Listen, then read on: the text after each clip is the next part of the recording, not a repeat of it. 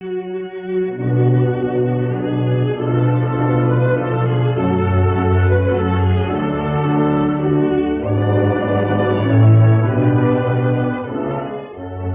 generations, the reaching skyline of New York City has been a symbol of man's constant effort in reshaping the earth, a symbol of new planning and new building and new patterns of living.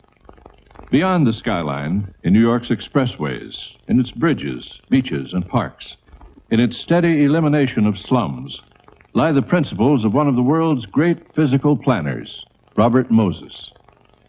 Today, at the Long Island State Park Commission headquarters in Babylon, New York, one of his 5 offices, Robert Moses discusses his worldwide work with his friend, the distinguished landscape architect and a designer of the United Nations Plaza, Gilmore D. Clarke. Bob, you've done more than anyone else to raise city planning to a science, as evidenced by the fact that you have improved the face of New York City and of the state of New York. All this is evidenced by the encomiums we see here on the walls of this room in the form of medals, honorary degrees, and other evidence. Well, as far as the encomiums are concerned, nobody would ever frame and hang brickbats on the walls. And naturally, you put on the stuff that's flattering and not the other things. I don't believe that city planning or planning applied to any area of government has reached the dignity and importance of a science. The tendency has been to attempt to elevate it into a science so that people who didn't get along fast enough in the old professions could find a new one where they could advance more rapidly. There's nothing new in that. And on the other hand, there is such a thing as planning. There have always been people who made plans. They've made physical plans, they've made financial plans, they've made family plans since the beginning of time, the beginning of recorded history. And the notion that this is a new science that suddenly sprang from the brow of Jove or whatever it sprang from is rubbish. Now, at best, it's a kind of amalgamation of engineering and architecture and finance. The finance is a tremendously important phase of the whole thing. My experience has been that many of the people, by no means all, who call themselves planners, are people who make pretty pictures. They draw things. They present a plausible and often melodramatic program, but they're not people that get anything done. And many of them are entirely satisfied when they've finished the plan, when they've announced the plan. That's the end of it. Because they don't have the stick-to-itiveness, they don't have the guts, they don't have the ability to combat, to fight in the forum to get things accomplished. And their plans go on the shelf and gather dust. That's right. Their plans generally are on the shelf.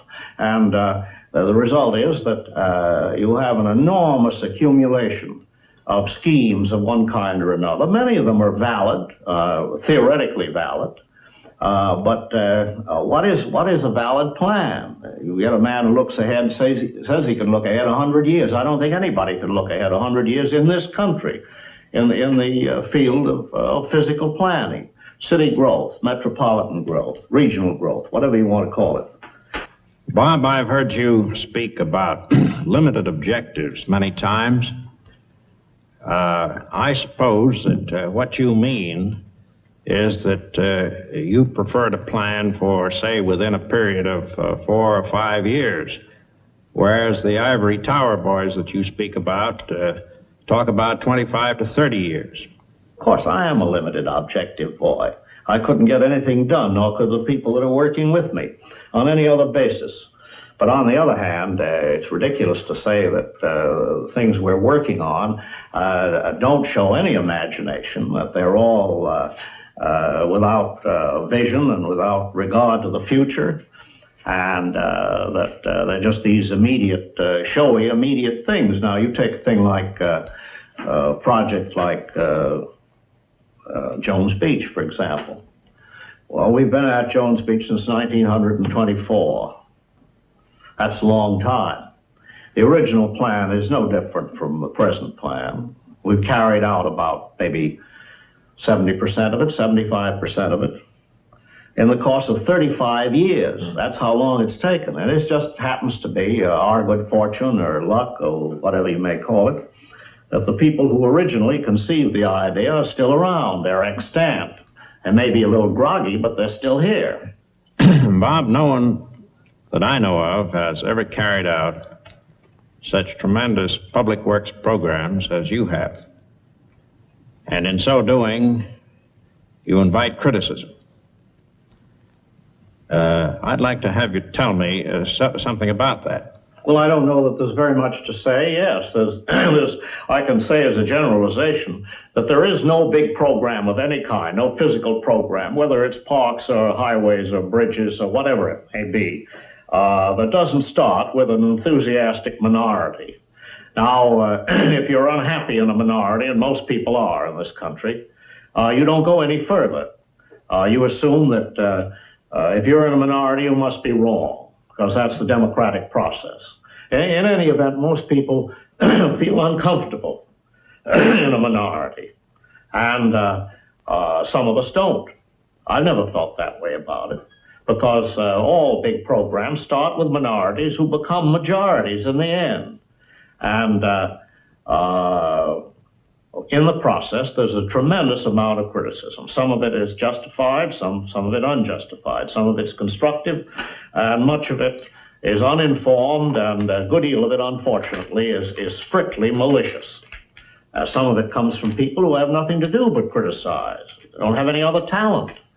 You find that out of a dozen people who like something in public improvements, one will write a letter about it or say something about it. They don't like something, 11 out of 12 will tell you that.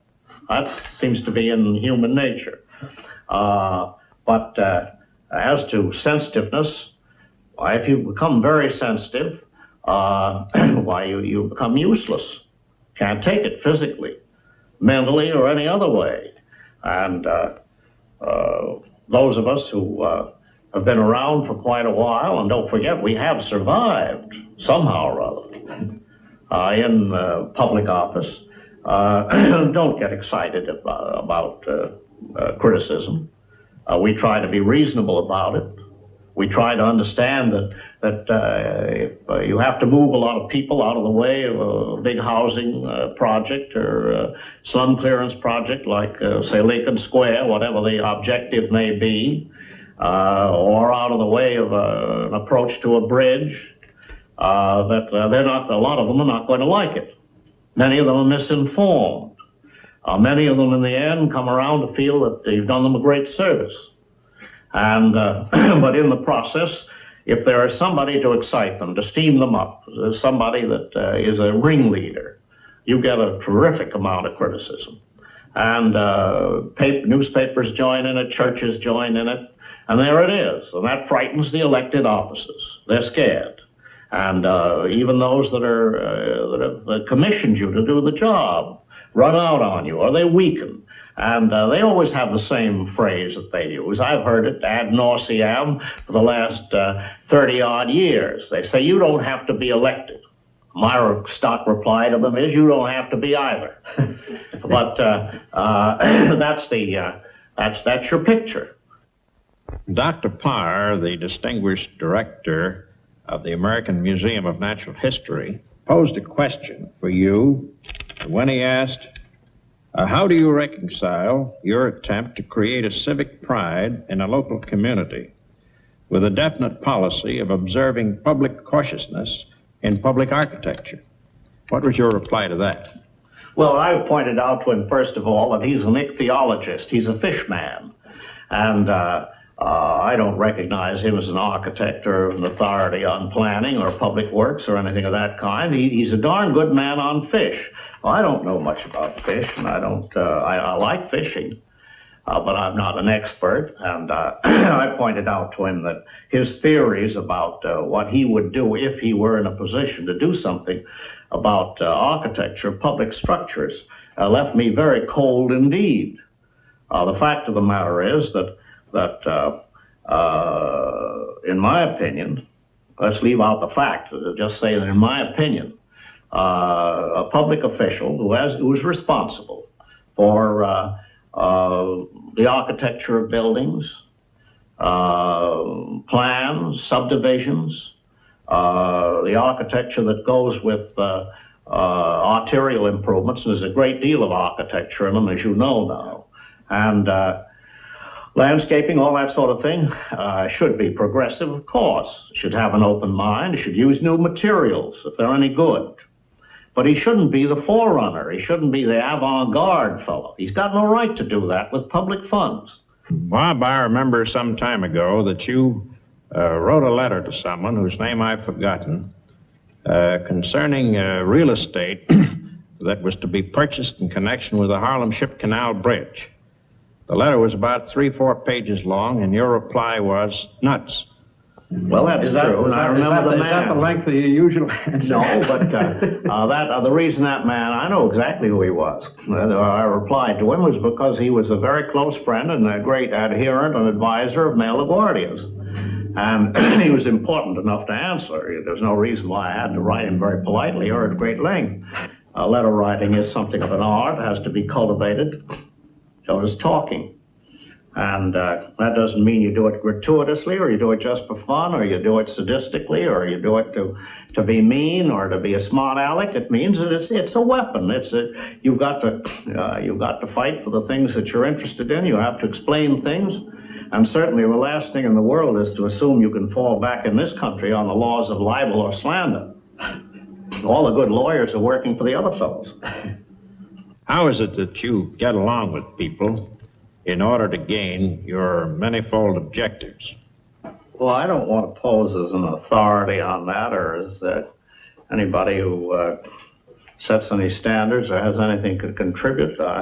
I'm not the Lord Chesterfield or the Marquis of Queensberry or Mr. Hoyle or anything of that kind. And I suppose to the extent that I have any reputation in that field, it's the reputation of not being a diplomat, not being a striped pants boy. Perfectly obvious that in order to get anywhere in public work, you have to have friends, you have to have supporters, you have to have a first-class staff. That's even more important. And you have to have a certain amount of reasonably steady public support, which is manifest in the press and by whatever other means, by whatever means public support is manifested. And on the other hand, you can afford to have a certain number of enemies. They're not necessarily fatal or conclusive, and they're inevitable anyway. Now, some people have more and some have less. I'm frank to say that there's nothing in my limited experience that indicates to me that you can get any programs of consequence, of any great size, measured geographically or financially or any other way, done by diplomacy, by sleight of hand, by mirrors. You hear about people who do them, but I don't run into very many of them. And the people who say that you can accomplish things without friction, without trouble, are rarely ever found when you need them. They're under the furniture, or they've turned up some kind of a side alley. They've left you. And there's nothing that indicates to me that life is, in these United States, if you're going to get anywhere, is anything but a struggle. I don't say that to enlist sympathy at all. I kind of like it. Bob, your training was principally in the area of law and economics. How does it happen that with that background, you've gotten into this big construction program and large-scale planning? I always intended to go into public work, and I took a lot of political science work in college when I was at Yale, and I took a degree in law at Oxford because that was the only thing approaching what I wanted to do that I could take a degree in. I didn't think it was worthwhile just hang around and not not take a degree. I got a doctor's degree in political science, but I don't know how much those things helped. I don't know whether they did. The first thing you've got to do in the circles in which I move is to hide those degrees. If you have a Phi Beta Kappa key, put it in your wife's sewing box. Don't wear it.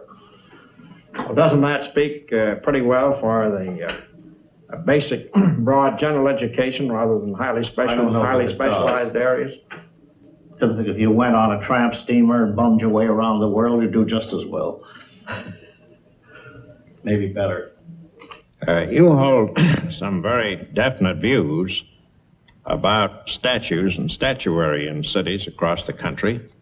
Tell us about some of the New York statues.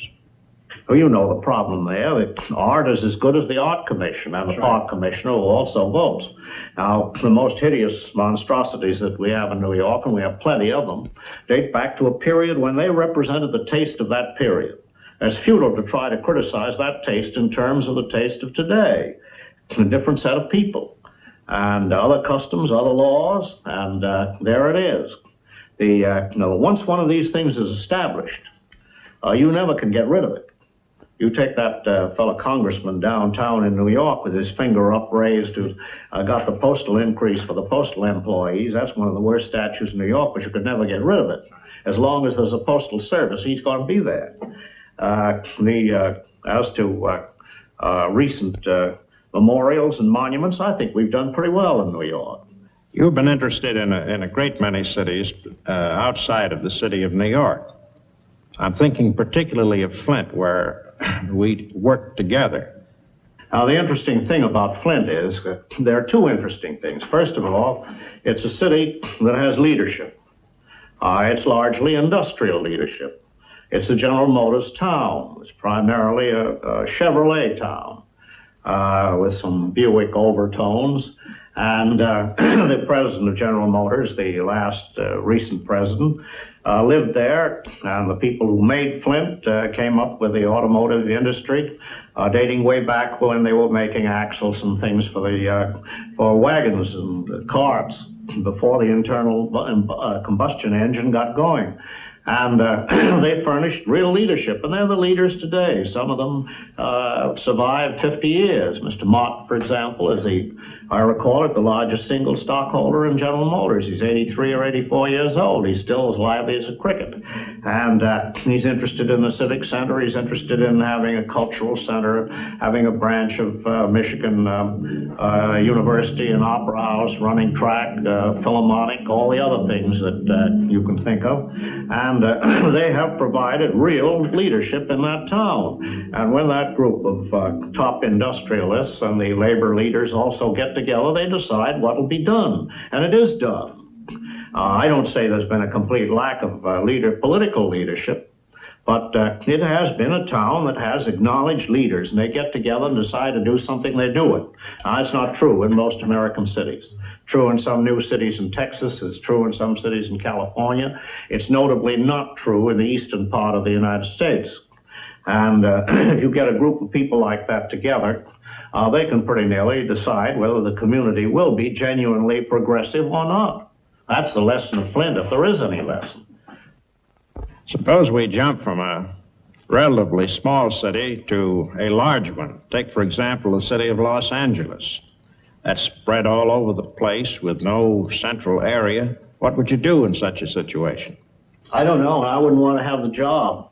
I only know about it at second hand through the various people who've made surveys and studies of arterial improvements and water supply and so forth and so on. Some of them are Eastern firms, some of them firms from other parts of the country.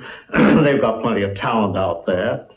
The point about Los Angeles is that what makes it so tough is that the city has no core. It's got no central core.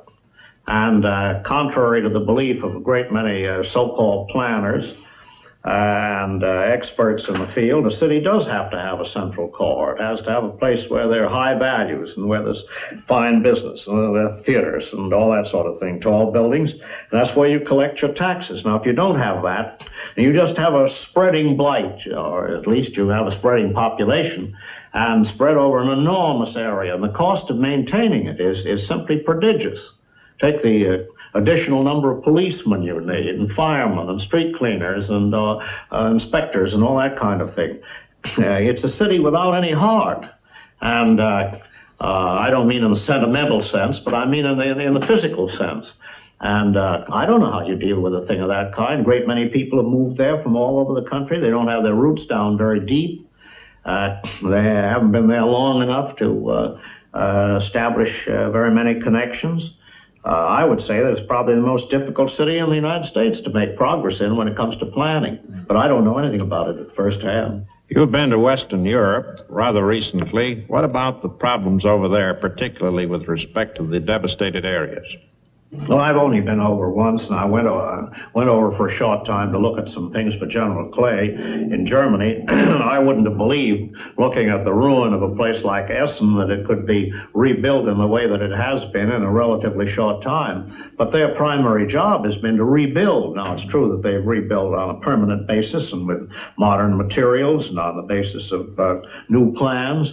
But I was astonished after the war to find the same professors, the same planning professors, in their cutaways and Prince Albert coats with the big long pointers. In Berlin, I met the head planner. I met the corresponding fellow in a couple of other places in Germany. They had the same old grandiose plans. They don't have any money to carry them out. And that's the trouble. In England, for example, they don't need us as technicians. They invite us over to flatter us and all that kind of thing, but they have just as good technicians as we've got any day. They just haven't got the money. And when you figure that an expressway today costs anywhere from $1 million to $15 million a mile, 1 mile in the Bronx on either side of the Grand Boulevard and Concourse, a half mile on either side, is run to $16 million. That's from waiting too long. But they don't have $16 million to spend, not on 1 mile or on 16 miles. They just don't have it. That isn't any lack of ambition, that isn't any lack of pride, and it's just that they don't have the money, they can't afford it. I think that's the story of Western Europe. Bob, we've talked about 2 cities, namely Los Angeles and Flint. What about the other communities over the United States that are going to require very special planning problems because of the tremendous increase in population? Naturally, there will have to be a tremendous number of public improvements of all kinds to meet that population demand. Just take housing, for example, and schools and roads and all the other things. Now, the people demand these things, and they also demand more and more facilities and improvements and a better life, and at the same time, they don't want to pay for it. So you've got that sort of a standoff there in a way. You have people who are, the same people who on Monday demand all sorts of things, and Tuesday, as members of taxpayers' organizations and whatnot, denounce them. I don't know what the answer to that is, excepting that we do have to anticipate a very large increase in population, and therefore a great many additional public works. Now, some of them can wait, others can't wait. Parks are a good illustration. A case where land that's vacant ought to be acquired now, before it's built on, before it becomes too expensive to use for park recreation purposes, too many people to move, too many houses to demolish, too much opposition. Other things can wait, but the longer you wait, the more expensive these things become. I've heard you many times quote Huxley with respect to the great objective in life, and where he said the great end of life is not knowledge but action. I appreciate your comments on that philosophy. Well, I couldn't agree with it more. Here's a man who was a philosopher, and of course, in a sense, he was the voice of Darwin. He supplied the eloquence that Darwin lacked. And but after thinking it all over very late in life, he came to that conclusion. I think it's a sound conclusion. That doesn't mean that there isn't plenty of room in the world for philosophers, but all we need is doers. People can get things done, and not people who just talk about them. I think it's a wonderful conclusion.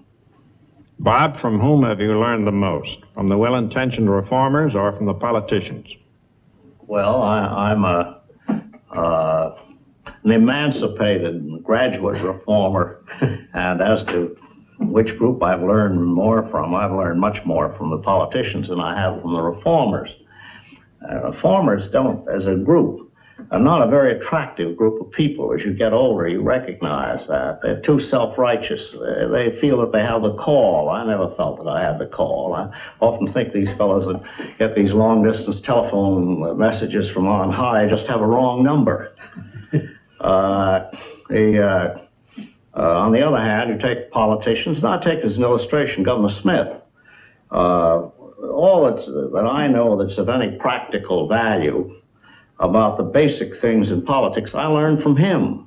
And he certainly wasn't a reformer in the ordinary sense, and he certainly wasn't an uplifter in the ordinary sense, and he wasn't a social worker. He was a man who liked people, and he was ambitious also. He had a way of getting at the heart of things and popularizing very abstruse questions so that the average fellow could understand them. And there was a tremendous human quality, humor about the man. And I figure that my graduation, commencement, whatever you want to call it, and getting away from the reformers is when I met Smith. I learned from him and many others of his group what I consider to be the basic fundamental things.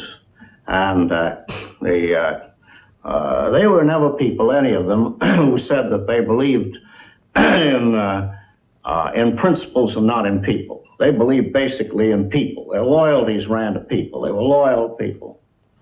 I think that's the fundamental thing about the old-fashioned political leader, not necessarily all the fellows we have today. But the best of the old leaders had that quality. It's getting late, and I suppose we've come to the end of this very interesting experience, certainly for me. Let me ask you one question. Why do you remain in this exasperating and combative work? That's rather hard to answer. I suppose it's partly due to the basic interest in the work itself, as you enjoy doing the work and you're willing to take the headaches that go with it. It's hard to take the headaches, the work that you don't like. I've never had that experience, but I've been told it's so. And I suppose that to some extent it's lack of, I won't say lack of anything. I think to some extent it's an instinct for the jugular, as somebody said. I mean, you either like a fight or you don't. And if you don't like a fight, you don't belong in that game. And finally, I think it's maybe this is the most important thing. It's just sheer stubbornness. You get into something and you don't let go. I think that's it. The NBC television network has presented a conversation with Robert Moses and Gilmore D. Clarke, the distinguished landscape architect. The program was filmed in the office of Mr. Moses at the Long Island State Park Commission headquarters in Babylon, New York.